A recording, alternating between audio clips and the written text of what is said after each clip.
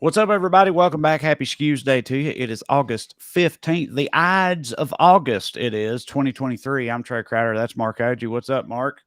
Nothing. Trade has been dealing with air in my apartment. Our central AC has been pouring water for like a couple days, Oh, no. like like a gallon or two a day, just running out of the ceiling. We're collecting in a bucket, Out of the and vents? out of the main vent from the central AC, Yeah. right? And we filed a couple work orders, no response. Then we get those one of those notices they're going to be coming in the unit to show it to like the whoever holds the mortgage, and they immediately fix it. I'm like, Right. goddamn landlords rule. It's like Yeah. it's fixed now. I love landlords. A couple things before we get to the show. We're going to talk about that psyop country singer who went mega viral in a minute. But one important aliens update.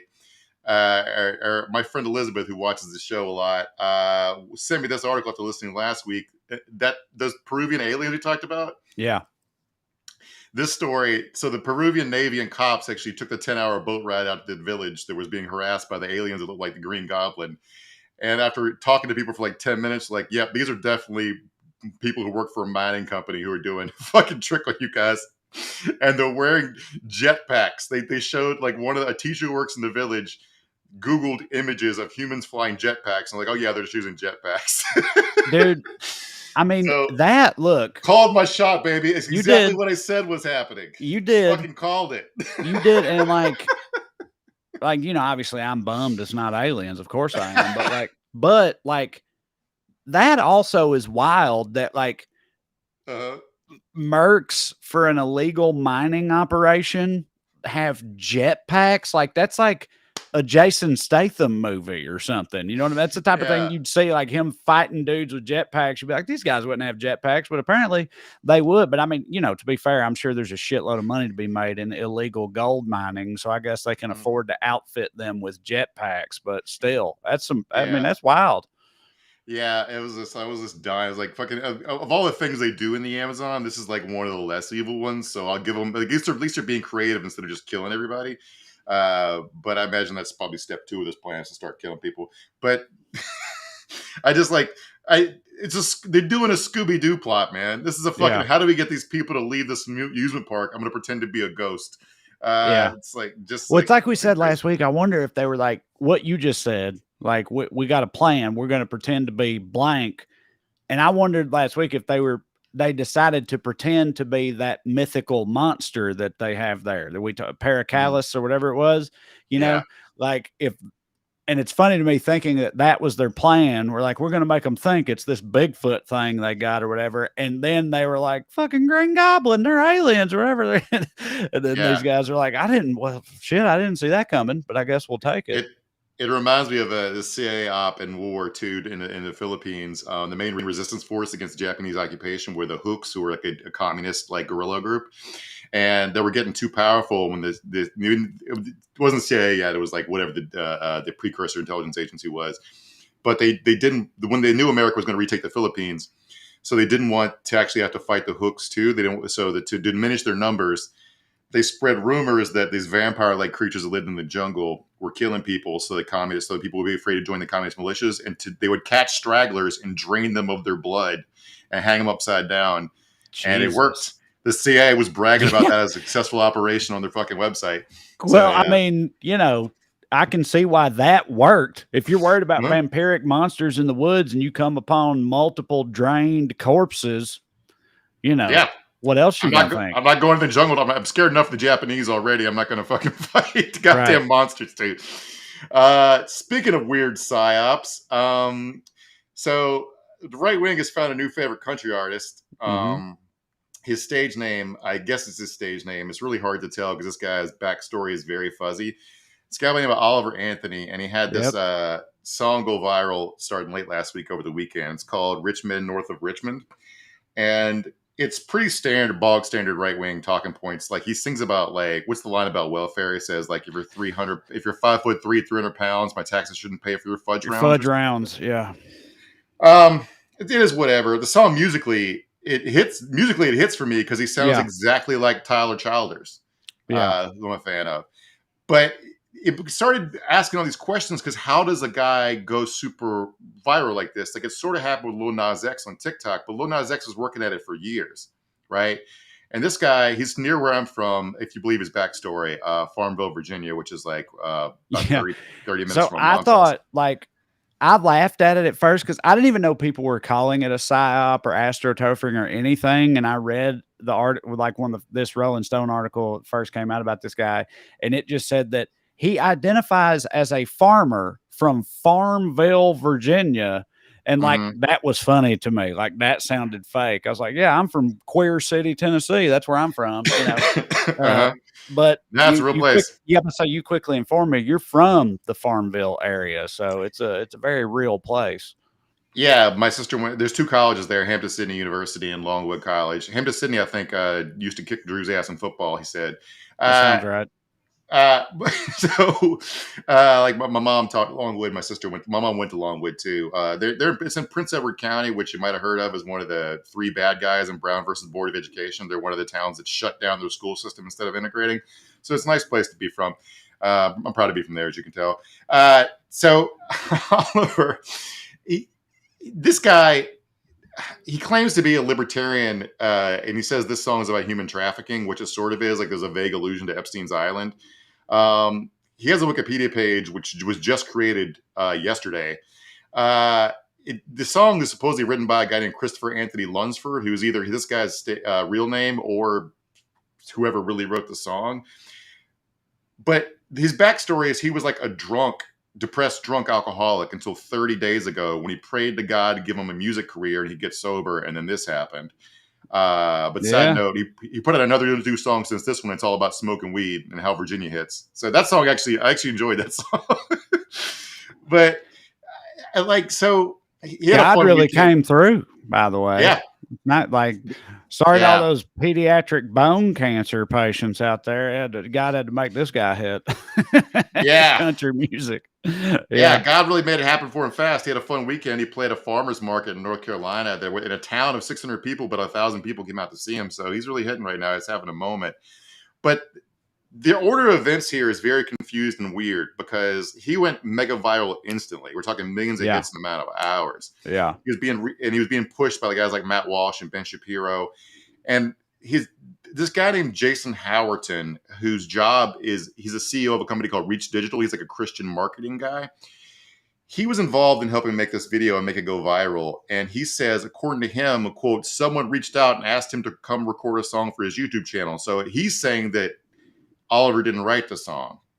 But either way, it was definitely pushed. The question is if it's just normal music business bullshit, right? Or is it like culture war bullshit? Or since that's a grift too, what's the actual goal here? Is this guy being used? The thing is, if it's a grift, it's like, who's the mark here? Well, right? So over on the Well Read podcast, part of the Extended Skew universe, me, Corey, and Drew have been saying for years now, talking about like the difference between like, you know, Tyler Childers and Sturgill Simpson, Jason Isbell, and Chris Stapleton, and all those dudes, and like Nashville country, right? Mm-hmm. And the big like gulf there and how much Nashville country sucks and how these guys are legit.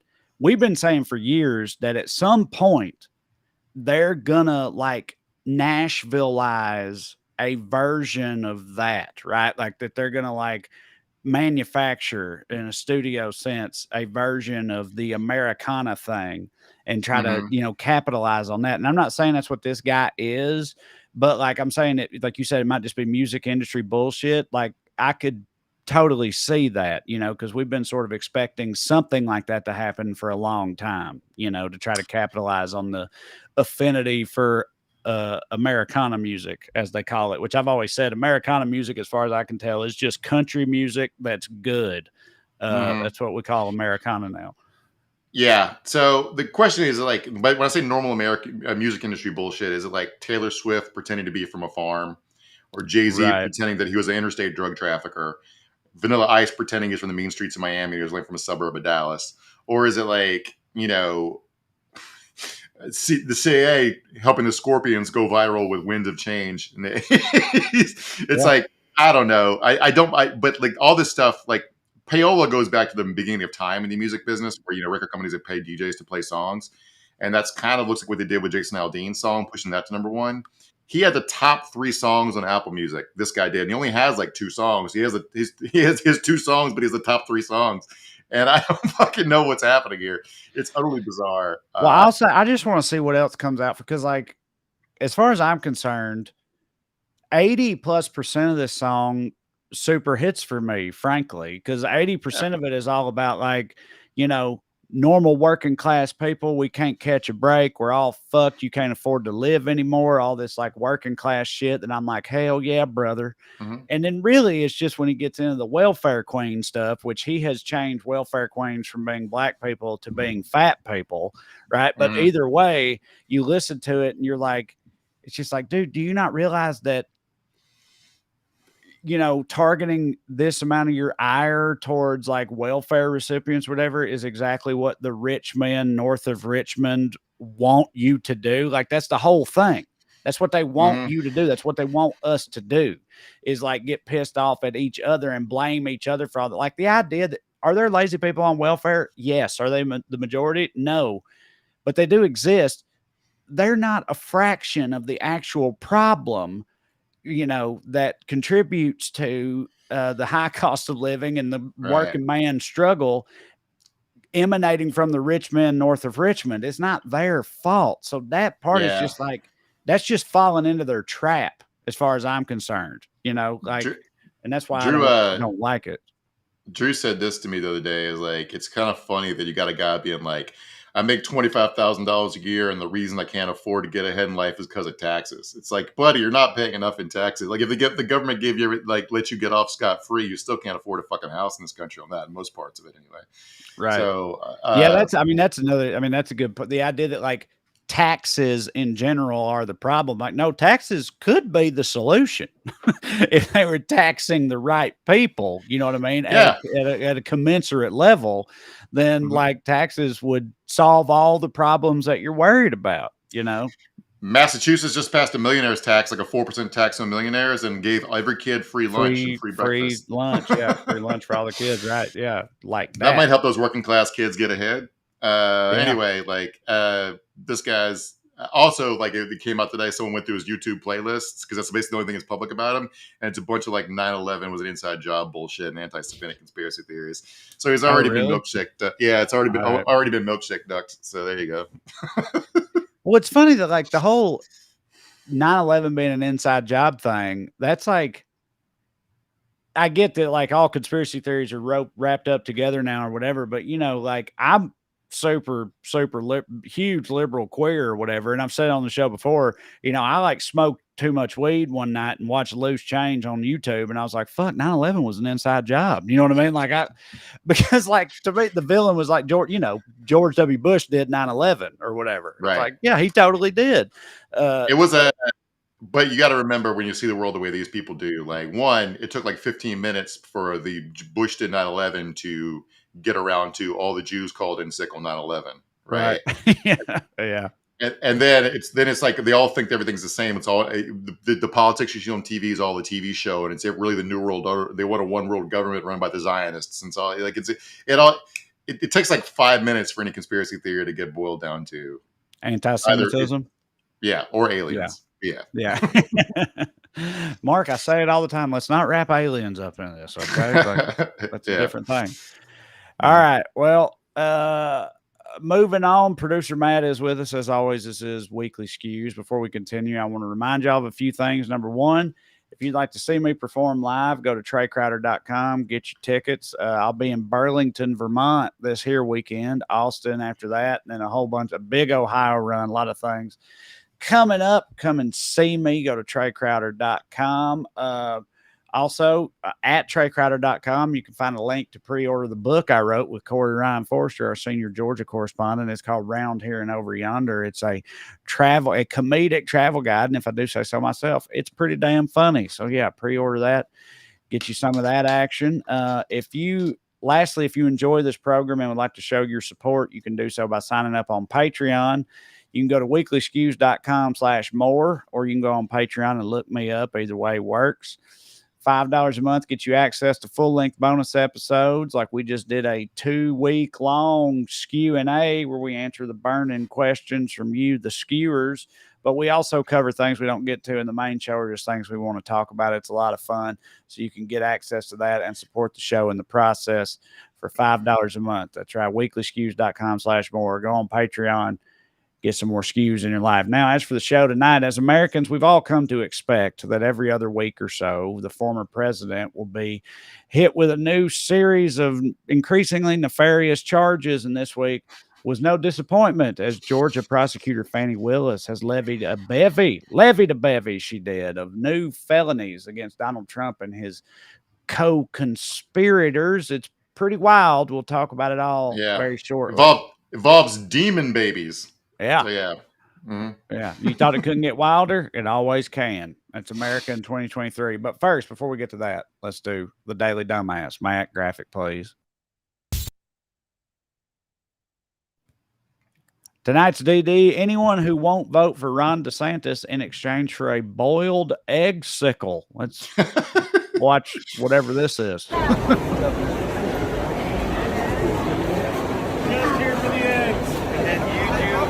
Fry them sometimes, or what do you do? All right. Cut it, Matt.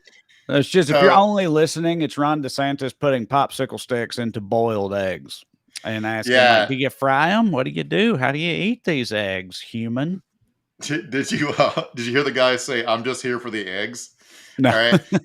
So this is at the Iowa State Fair. It's so funny to be like lining up at like at a state fair, be like, I want to make it clear to you, I just really want an egg on a stick. Yeah, like you don't hit for me. I don't want no part of you. I just really, really, really want an egg on a stick. So that's why I'm here.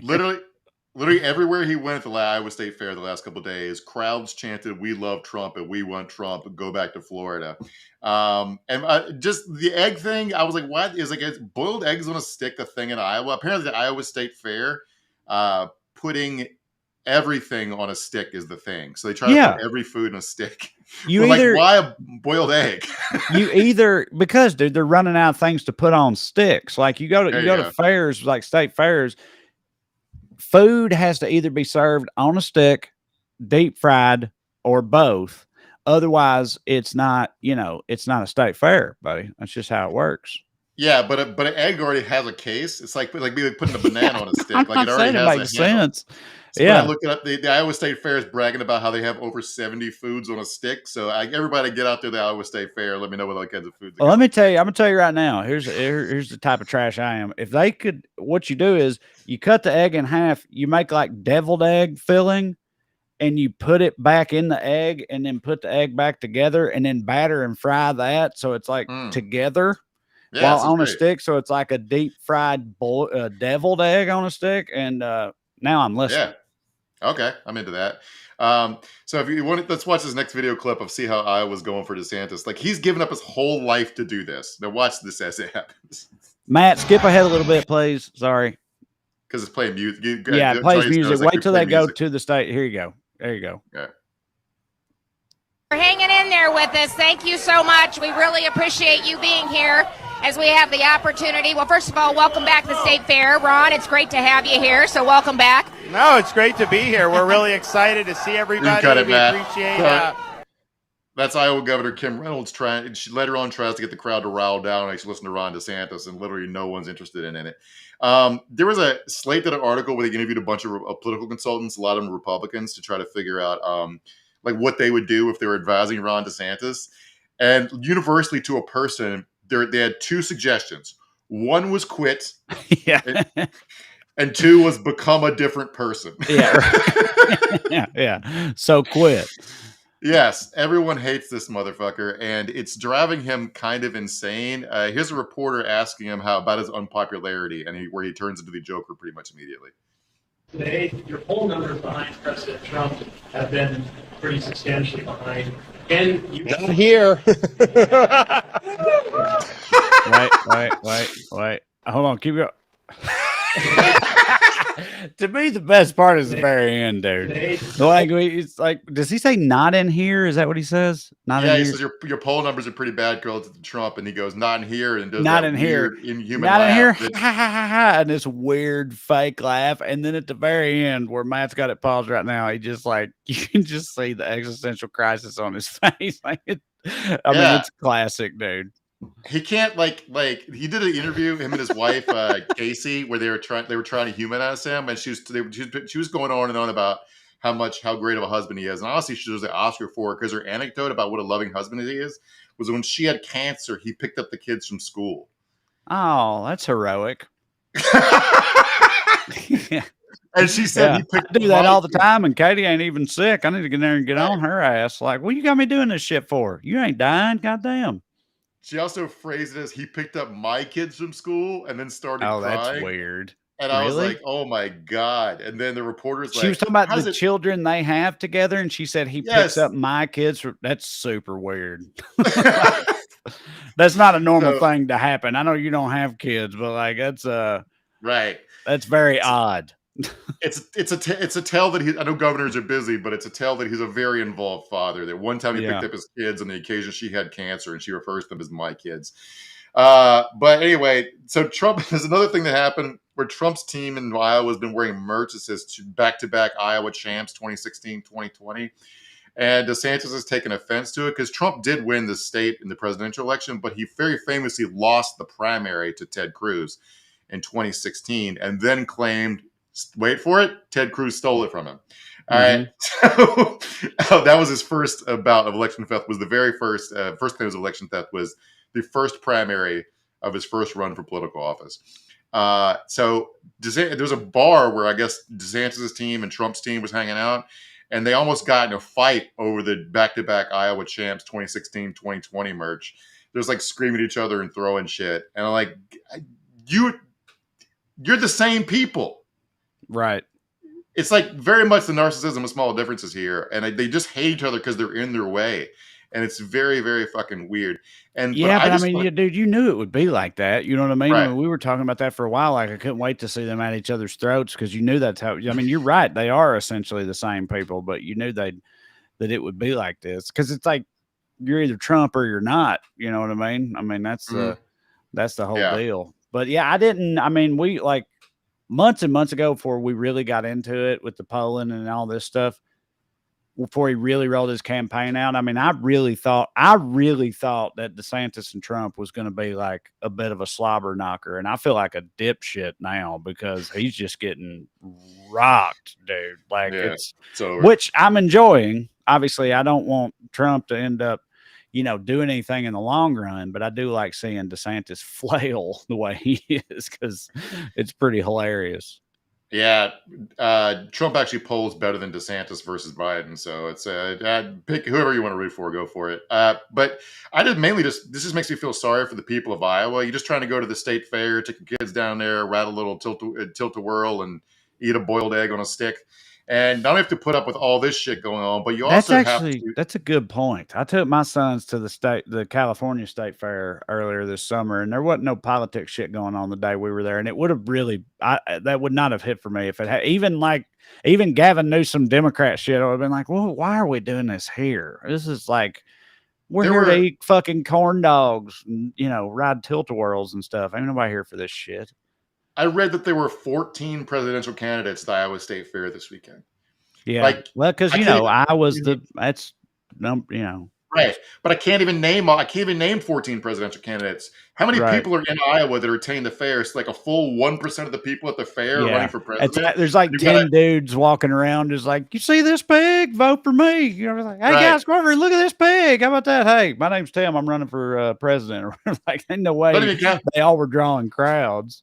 Yeah, Iowa's governor, J.D. Pritzker, was there to help unveil the butter cow. It's like, I don't even know why I know why he's there. He's probably going to run for president eventually. But like, you imagine you're just trying to have your boiled egg with your kids, and then and get yelled at by a carny, and you have to listen to Vivek Ramaswamy rap.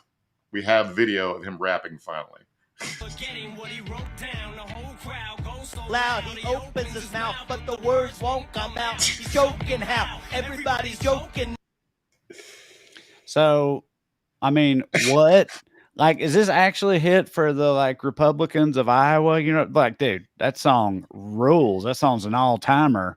But I don't Didn't the feel like movie it's come out directly 2003?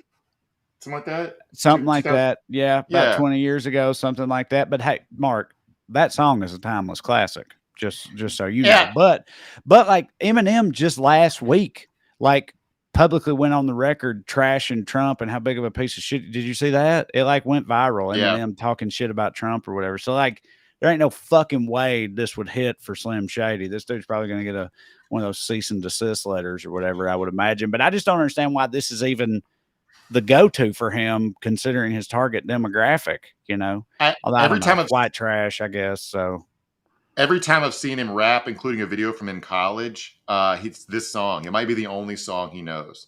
yeah.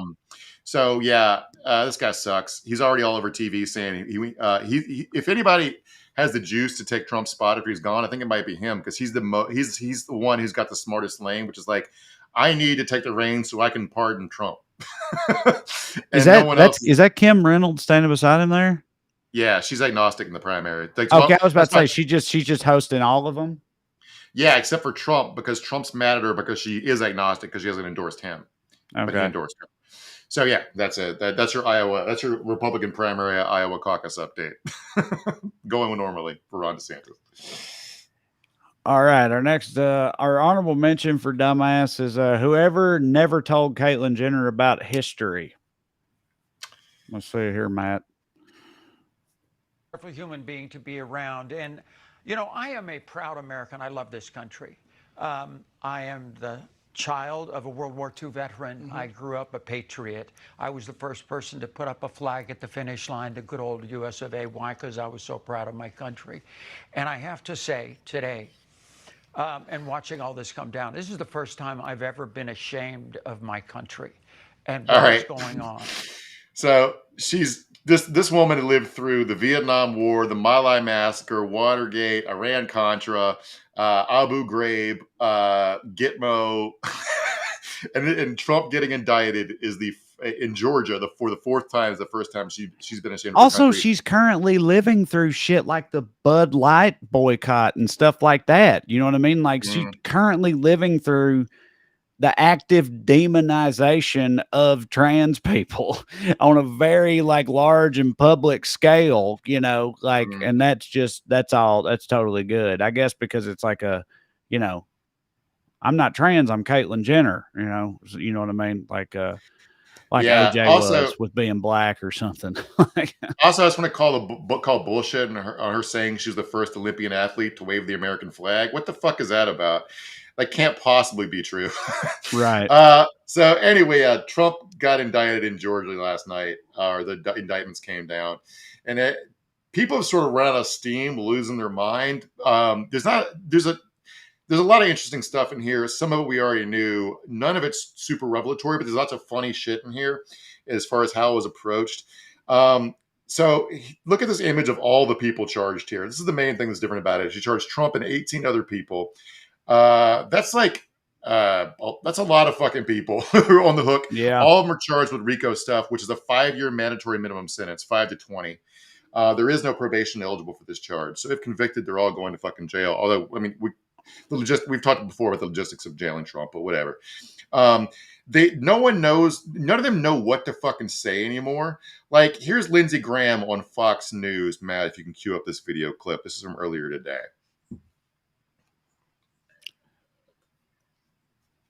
So I've got questions about all of this in a minute after we watch this. Lindsey Graham, what's he think? Hit it, Matt. Yeah, play this forward. How do you run for president in 2024, moving between courthouses in New York City and Washington, D.C., and Florida and Atlanta? He's spending more money on lawyer fees than he is running for office. January the 6th, I was there. I saw it. He was impeached over it. The American people can decide whether they want him to be president or not. This should be decided at the ballot box, not in a bunch of liberal. All right, we'll cut it back. We did decide. Yeah. That's kind of the whole thing, right? That's the whole thing. Is right. Like we did decide at the ballot box. That didn't hit for him, and he did a bunch of treason in response to it. which Right. is what these charges are about. Like that's Yes. what, right? Yes. Yeah.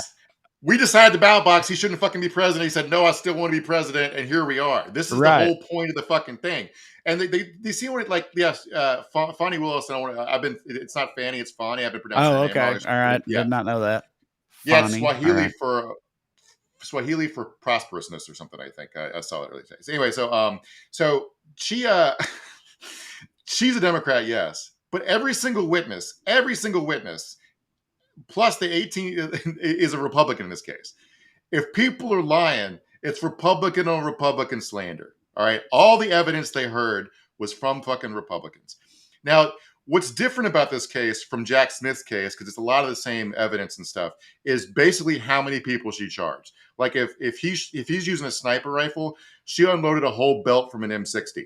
All right, it's like, right, yeah, you get a charge, you get a charge, you get a charge, you get a charge, you get a charge, you get a charge. Well, that was part of one of the questions I have is like, I say all the time how law dumb I am, but this one in particular, I feel almost overwhelmed by. Like the whole RICO thing, 19 defendants. She says she's gonna like try them all at once or wants to. It reminds me of that scene from The Dark Knight. Remember that scene, The Dark Knight? Like fucking Harvey Dent does that in The Dark Knight, and it's like this huge stun or whatever. And I just like, yeah, as just a regular civilian, I feel almost overwhelmed by the circumstances of this particular case, because it's like it seems pretty complex to me, and there's a whole lot of moving parts and a whole lot of shit going on, you know. Yeah. So other people charged include Rudy Giuliani, John Eastman, Jeffrey Clark, Kenneth Chesebro, Jenna Ellis, and Sidney Powell. A couple of these people are already unindicted co-conspirators in Jack Smith's last indictment. Mark Meadows is also indicted. Remember, he's a main witness for Jack Smith. And she's saying, Fonnie Willis said they have until noon Friday, August 25th, 10 days from now, to voluntarily surrender. Trump's lawyers already announced he'll voluntarily surrender, and this time he has to do a mugshot because it's Georgia law. Trump's also first they're going to have cameras in there, right? When he actually goes in the courthouse to get indicted or whatever. Yeah. This would probably be televised, so it'd be a huge circus. Yeah. So that's probably why you want all 19 of them on trial at the same time, which I don't imagine any of them will. I don't imagine that some of them won't flip, because like Jenna Ellis, especially, Trump's already announced he won't cover her legal bills because she said nice shit about Ron DeSantis. And she's been posting Bible verses about how this is all part of God's plan for her life or some shit. It's like, oh man, if God wanted me to go to jail, I might pick a different God. Trump's first big defense to all this has been reading Fonnie Willis's Wikipedia page. You see, her dad was a Black Panther. So therefore, I guess this is illegitimate. Right. But therefore, she's a racist, according to him. I guess, but it's funny to me because, like, if you know a little bit about Black Panthers, and her dad went on to be a defense attorney, which makes sense for a Black Panther to do. Sure. What doesn't make sense for a Black Panther to be proud of their kid is they become a fucking cop or prosecutor. Right. So yeah, I can't imagine. It's like, oh, her dad was a Black Panther. It's like, yeah, her dad was a Black Panther and a defense attorney. Yeah. And she's a prosecutor, and therefore, like, this is clearly all some big conspiratorial scam or whatever. But like you said, it's like those two things don't track. Well, it's just like you said, like everybody involved in terms of like providing evidence and witnesses and all this and they're all Republicans. And that's the case for like pretty much all of the felonies he's charged with, right? Like it's all Republicans. Like but like they keep saying it's the, Joe Biden's Department of Justice on a witch hunt to take down his political opponent and all this. And it's like, there ain't even no Democrats here. I mean, I get like a judge here or there or whatever, but it's like that. But I mean, none of that shit matters. Like they don't care about any of that. Right. I don't know. Yeah. So it is it's both complicated and simple as an indictment. All 19 of them are charged under the RICO statute, which RICO stands for Racketeer Influenced and Corrupt Organizations, the act. So there's a federal one, which everyone's probably familiar with from watching, Law and Order or The Sopranos. And then like 30 some states have their own version of the statute for prosecuting state level crimes, including Georgia.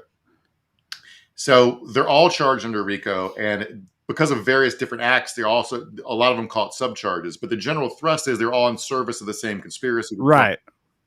It was like a mafia thing, right? It was like a way to like if you're part of a larger group or organization that's doing some nefarious shit, even if you didn't do this particular thing, you're part of the group that's doing all these things in service of this larger criminal act, which means you're all responsible for it, which is the basic idea when the mob was at its peak in its heyday, and like, the heyday is probably 20s to 30s, but when it's still very powerful in the late 60s, early 70s, that's when the federal government passed the first RICO statute. It was signed by Richard Nixon, I think. And the general idea was that a mob boss is never going to do any actual crime. Right. Himself. Exactly. Right. Right. Yeah. But you still need a way to hold him accountable. Now, I am, as a hardcore civil liberties advocate, I kind of think the law is I understand the theory of it. It kind of bugs me a little bit the way it's applied sometimes. Because, like, Fonnie Willis was asked about this yesterday. She made the point, this is her 12th, I think, RICO charge she's brought since she's been in. Another one I brought up before is against Young Thug and his rap group for just like lyrics and stuff. And he's trying to like, well, you're the head of this. One guy had drugs, another guy was involved in a shooting, and you're all in the same rap group. So you're all with the same color t-shirts. So therefore, like a lot of gangs have literally been caught up in criminal charges for wearing the same color clothes. I think that's bullshit. But again, this is not bullshit. This is a real crime they did. Right. This is a real. There's so many people involved in this. Like, there are 30 unindicted co-conspirators, but like among the people who were actually indicted was Kanye West's former publicist named Trevian Cuddy. The actual like scariest part of this crime was the two women, Ruby Freeman and her daughter. They testified in front of the J6 committee about how scared they were for their lives. And part of this was Trevian Cuddy and two other people we'll get to in a second were basically continually harassing these two women, trying to get them to change their story to air quote come clean about the election fraud they would come in. And there's a video, it's too long and not interesting enough to show here, but it was pretty chilling. The women didn't want to talk to these people on their own, so they met Cuddy at a police station. And they're on camera from closed circuit TV in the police station. And Cuddy's like, you need protection, right? You got to do this in order to be safe. Right. Your freedom is a shame if something were to happen to you. Right. It's a nice face you got there. I'd hate for something to happen to it. Yeah. Right. Yeah. So yeah, the Freemans are definitely scared. They just had in front of the J6 committee about how they've been in hiding for a while and scared people come kill them at their houses. Because it's not just these people harassing them, but also the general Trump mob harassing them online and stuff, calling their house, driving by their house, honking horns and shit. The other two people who were charged directly in connection with harassing the Freemans are a guy named Stephen Lee and a guy named Harrison Floyd. Stephen Lee is a former cop turned Lutheran pastor whose main bag is ranting about, quote, demonic births. I told you demons are going to come up here. He went to the Freeman's house repeatedly, and to the point where they called 911 on him 3 times. His solution to that was, because he's a white guy, he needed to get black people to talk to these women because they happen to be black. So that's how Harrison Floyd and Trevian Cuddy get caught up in this. He's like, they were the 2 black people he knew to call. All right. Stephen Floyd is the head of an organization called Black Voices for Trump. And Trevian Cuddy has been doing a bunch of was involved with the Trump's White House. It's not clear whether she got hooked up with them through Kanye or Kanye got hooked up with Trump through her. Anyway, it's all very confusing to me. But if here's a fun pic of Cuddy on Mike Lindell's private jet, if you got that, Matt, see, fun. Look at Mike. Mike's just chilling, baby. Fun fact about this picture: this is the night that Herman Cain caught a fatal case of COVID. They're having a great time. Yeah, she does look a little pained right there. I gotta say, like, she looks like he looks like he's having a better time than she is to me. Yeah, she posted this picture on Insta or whatever, and said we're on Mike Lindell's G6, and someone reached out to Mike Lindell to confirm that was her on his plane, and she goes, yes, this is her, that was me, but my plane is not a G6, it's a Venom 50. He was very like he's got a more hidden plane than that, I guess. Sure. So back to Trump's part of the indictment. There's 41 total felony counts in here. He got hit with 13, which brings his total he's facing now to 91, I think. 91. Yeah. Pretty impressive. Not quite triple digits yet, but, doing pretty good. I got faith in him. He can get there. In addition to the communal racketeering charge, he also got hit with solicitation of violation of oath by public officer, conspiracy to commit impersonating a public officer, conspiracy to commit forgery in the first degree, conspiracy to commit false statements in writings, and conspiracy to commit filing false documents. They also, Sidney Powell's been in furtherance of this conspiracy. I'm using the language the indictment uses here.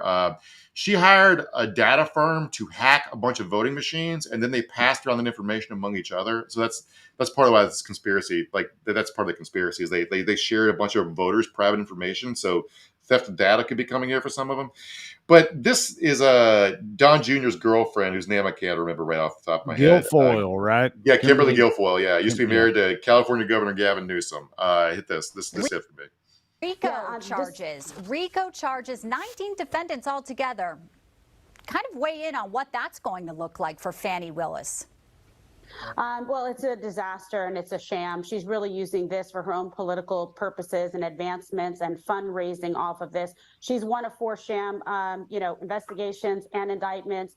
They, jumped the shark and released on the docket actually the indictment before it even came out. So then she had to do the dog and pony show, last night. It's just absolutely ridiculous. And John Gotti, okay, can you imagine RICO, violations? John Gotti never even had 4 indictments at once. All right. Stop it. So it's such a funny self-own, obliviously, you know what I mean? Like John Gotti never even had 4. Donald Trump's got 91. Come on. I think they got Gotti for 6 murders. So I don't know, she means in 4 different locations. So I guess John Gotti didn't have the foresight to commit all those murders in 4 different jurisdictions. He just did them all in the Southern District of New York. But either way, it's funny to bring up John Gotti here because it turns out him and Trump had the same lawyer, Roy Cohn. Roy Cohn at one point only had 6 clients, the heads of the 5 families, and Donald John Trump. How about that? Roy, I don't know why there's not a Roy Cohn movie. If there has, I missed it, but it'd be a hit and ass movie. If you're not familiar with his life story, he was like the lead counsel for McCarthy during McCarthyism, then was sort of disgraced, then became a mob attorney. Then there were rumors that he had AIDS, denied he had AIDS. While he was dying of AIDS, he tried to trick one of his clients into signing over their whole estate to him before they died. Then he died of AIDS. And in between, he was Donald Trump and John Gotti's lawyer. And I'm like, I want to watch them. I want to see that movie. Yeah. So the funny part about the RICO charge is Rudy Giuliani getting hit with it. It kind of killed me because Rudy Giuliani, if you guys aren't familiar, made his name using a new law named RICO to take down the mafia. Right. All right? Yeah, that was his whole thing, cleaning up the streets and all that shit. That's where Before John Gotti got hit with a RICO charge involving murder for hire, let me quote here from a story from 1986 in the New York Times. The federal trial in Manhattan attained national significance as the first case to focus on the commission of top crime leaders portrayed by the prosecution as the board of directors of the mafia, La Cosa Nostra. These are heads of Lucchese and Colombo crime families, plus Fat Tony Salerno from the Genoveses, who was also a client of Roy Cohn, and a famous business partner of Donald Trump's, who allegedly engaged in concrete bid rigging schemes with him in Trump construction projects. And if you remember, when Stormy said that a guy threatened her in her parking garage to keep her affair with Trump secret, she always assumed he worked for Fat Tony Salerno. So there you go. It really closes the loop on this. I wonder if I'm sorry, just to clarify, we're talking about an actual real life human being here whose name is Fat Tony Salerno. Yeah, that's wonderful. I'm glad that guy. I'm sure he's a murderous piece of shit, but I'm still glad that guy exists. Just for comedic purposes, like they got fucking Fat Tony. That's great. Yeah, if Trump has such a thing as a best friend, it was probably Fat Tony Salerno. So going back to the idea that we can skip over this next video, Matt. This guy named Lieutenant Governor Jeff Duncan testified in front of the grand jury yesterday. Yesterday was kind of a mad scramble because Trump was tweeting at witnesses who were scheduled to testify that he read online were scheduled to testify that they shouldn't testify. It was literally live tampering with witnesses. They sped up the grand jury. That's why they came out so late last night. I don't know, what was it, 11 o'clock at night East Coast time? So he gave a speech about how basically Republicans had to move on from this because he was saying he was trying to make the case to Republicans this is electoral poison, which is forget morality or legality. We're going to lose and we can't beat Biden for acting like this. But so if you're wondering about pardons in this scenario, obviously you can't be pardoned at the federal level because it's a state level crime. So turns out convicted criminals in Georgia can't apply for pardons until 5 years after they've served their sentences. This is thanks to an anti-political corruption amendment to the Constitution. And that constitutional amendment was added after Georgia took away the governor's power to pardon because of the corrupt actions of a Klan-linked governor who was caught selling partners in the late 1930s. His name was E.D. Rivers. So Trump really got fucked by a Klan guy here, which is just making me laugh. And I don't think Georgia would be able to pass a constitutional amendment just to let Governor Kemp pardon Trump, even if Governor Kemp wanted to. Now, Kemp's all over the place. He posted today calling Trump a liar when he said the election was rigged. He's like, there's no fraud here. It was free and fair. But also he said he would vote for Trump again. So I don't fucking know what to make of that guy. Well, that's like the line, isn't it? I mean, that's what like Pence has been saying that. They all say that, right? It's like, oh yeah, no, he's a liar and a treasonous piece of shit and like deserves to be punished, whatever. It was a travesty what happened regarding him in our country. But I'll vote for him over Joe Biden or any Democrat, though. Like that's kind of their whole thing. So Trump's second leg of his defense, besides noticing that Fonnie Willis was her dad was a Black Panther, is that he's going to release a conclusive report. It's 100 pages long on Monday at a big press conference. It's going to prove the election was stolen. Now, this is funny because it's going to be a bunch of bullshit, but also it doesn't matter. It doesn't matter. If the bank has $30 they won't give me that they owe me, I still can't rob it. You know what I'm saying? No, I don't. Sorry. Sorry. I'm being dumb. What do you mean? You can't commit a crime because someone else committed a crime. Like if the election was stolen, which it wasn't, like I'm using the bank analogy, all right? If the bank owes you $60 from a fee they errantly charged you, they wronged you, you cannot go in with a gun and get it back. It's not a defense. Right. If you get caught, I'm not against robbing banks. Doesn't hurt anybody. You rob all the banks you want, but if you get caught, you're in trouble. All right. So, but the media response to this is the depressing part of it because we're all kind of boiled frogs now. Here's like the New York Times' main story about it. Trump indictment part 4, a spectacle that has become surreally routine. Right. The former leader of the United States being called a felon is somehow worn off. Like, fuck you. That's how I opened the show talking about. I was like, we've all come to expect every couple of weeks that he's going to catch some more charges or whatever. It's like, it just. Look, I'm allowed to be bored by it, but how is it news that you as a reporter are bored by it? That's not the fucking news here. Do you know what I'm saying? Like, the New York Times is like history's first draft of American politics. But is the news not, is it not, because I didn't read this actual article, is the news not that like, hey y'all, it's real wild that this has become routine? That's not what they're saying. Okay. But let me read more. But a country of short attention spans has now seen this 3 times before and grown oddly accustomed to the spectacle. The but preceding that after saying it's important. And then it goes, here, multiple prosecutors have now cumulatively laid out an alleged presidential crime spree of epic proportions. Yet, most Americans made up their minds about Mr. Trump long before prosecutors weighed in. Maybe they've made up their minds because all you do is both sides bullshit like this with no actual reality in it. Anyway, I found that fucking frustrating. But I wanted to talk about, like, they're saying, like, the same notes about this is like weaponization of the Justice Department and political prosecution, which is absolutely fucking not because we watched all these crimes happen on television. Right. If you want to see what a political prosecution and in another form or persecution looks like, let's go to Marion County, Kansas for a second. Play a little bit of this video, Matt. Tonight, ABC News has obtained video of police raiding a small-town Kansas newspaper, the incident raising First Amendment questions. At issue, a tip a reporter received about a story the paper never published. Authorities are defending the raid. Tonight, the newspaper says its 98-year-old co-owner died one day after the raid because of the stress she suffered. More now from ABC's Faith Abube. All right, you cut it, Matt. So this is an insane series of events involving episodes of minor corruption, local political corruption, have led to sort of major political corruption. What happened was this little newspaper, the Marion County Record, run by a retired reporter and co-owned by his 98-year-old mother. They had a reporter trying to cover a political event at a restaurant that involved the local U.S. congressman named Jake LaTurner. at a restaurant owned by a lady named Carrie Newell. All right.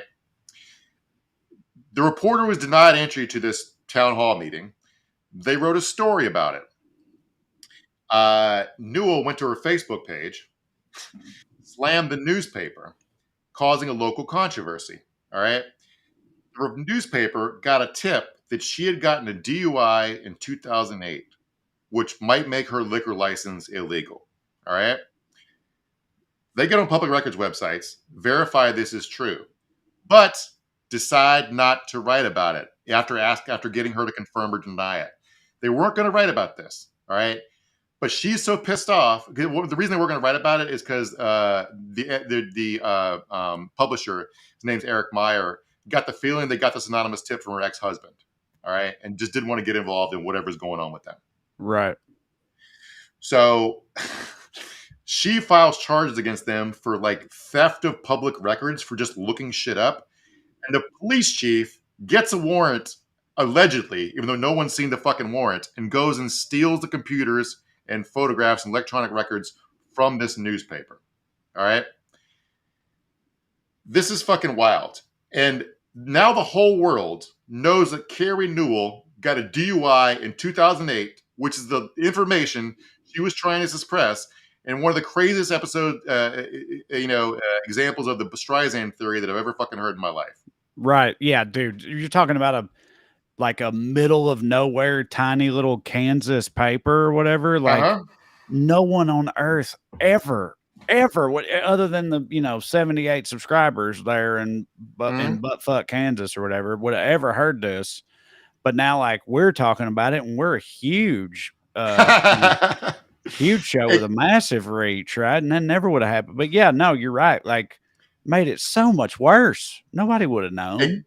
It gets even weirder and worse because this became a national story, because there's nothing more that reporters like talking about more than First Amendment freedoms and other reporters being harassed.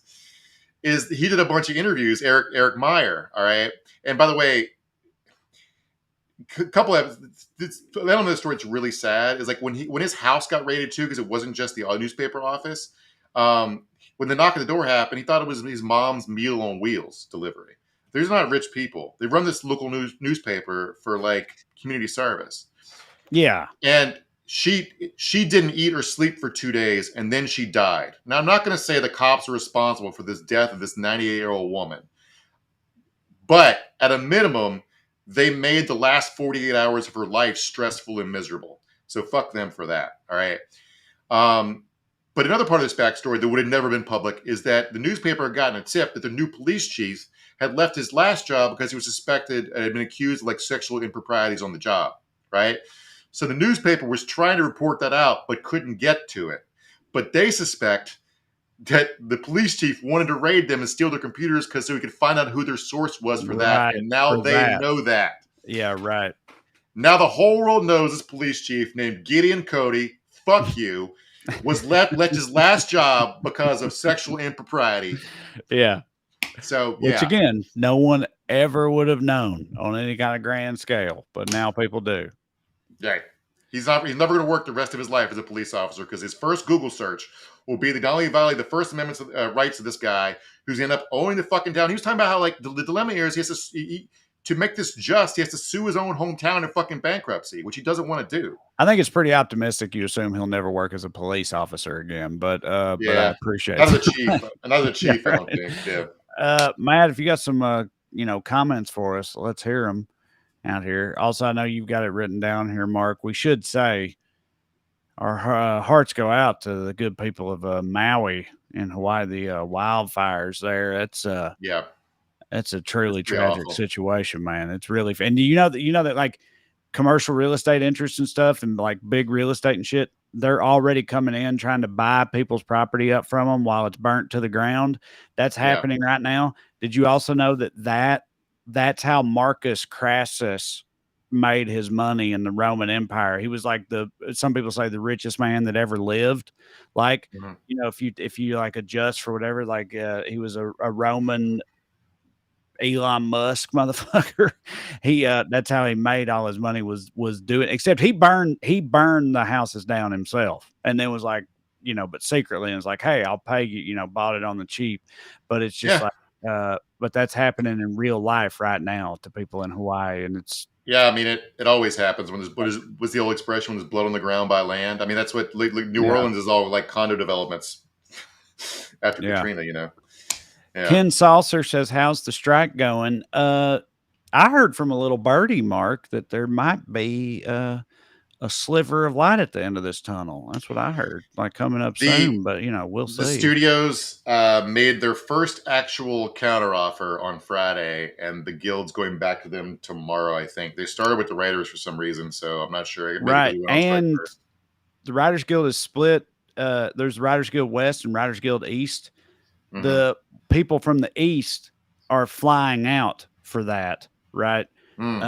Which, may or may not mean anything, but it could, it's like, it's not an email. It's not a phone call. Like, they're coming out here for it. And, people didn't start losing their minds when they looked at the counter proposal. So like, there is some optimism out there, but there hasn't been. There's also like the stuff you read in the online or the trades or newspapers. Those are all studio sources, so take them with a grain of salt, because the guild doesn't snitch. They don't talk during the media blackout, so because they don't think it helps. The studios have hired a new PR firm. They said they're prepared for it to go on months. I don't know. It's 6 of one, half dozen the other. But they also just started posting full episodes of new TV shows on TikTok, which no one factored into any of the contracts. So I don't know what to do about that. Les Carn says we're all sitting ducks without local newspapers. I got to say, the Citizen Statesman in Salina, Tennessee, still going strong after all these years. Although they've never put me in the paper, which is fine, I guess. But it is a bone of contention for me. Like, when we got a Subway sandwich shop, that was front page above the fold news, right? My buddy James, who's also from Salina, he was on NCIS, right? That was also front page news. I've been on HBO 3 times, not a peep. I don't know what that's about, but anyway, I'm not bitter, Mark. It's fine. I don't hold a grudge against the Citizen Statesman or nothing. I'm glad they exist. But anyway, what were you gonna say? I was gonna say, I mean, there was a scandal out here where some town in Orange County got caught. They were paying all their city councilmen and their city manager like $300,000 a year or something, and nobody noticed because there was no local newspaper. So like, the city council usually pays like $20 a meeting in most cities, so it's a pretty big difference. Rich Sackett says profiting off the misery of others is as old as time. Yeah, you're right. Yeah, the misery of others super profitable, dude. Most of the like huge accomplishments in human history was like just slaves, just having slaves. Like that's So I mean, you're 100% correct, Rich. That's our oldest tradition, arguably. A big innovation. Yeah, I mean, like if you mainlanders want to help Hawaii, this is Jason Ziha. If you mainlanders want to help Hawaii, go to Florida on vacation, leave us the fuck alone. Yeah.